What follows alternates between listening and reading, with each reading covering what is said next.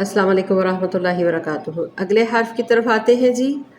عین زبر آ، لام زبر لا، قاف دو زیر قن، اعلی قن۔ جیسے میں نے ہمیشہ بتایا کہ تنوین کی صورت میں حروف کو، الفاظ کو 3 طرح سے پڑھا جاتا ہے۔ پہلے ہم اس کو سادہ پڑھیں گے، اعلی قن، اعلی قن سادہ پڑھیں وقف کی صورت میں۔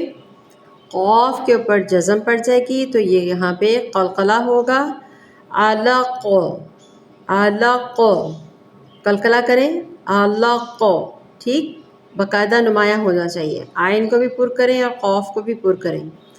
اب اس کا تیسرا طریقہ پڑھنے کا تنوین کے ساتھ، علقن، علقن، تنوین پہ غنہ ہوگا جسے 2-3 سیکنڈ کے لیے ناک میں رکھیں، علقن۔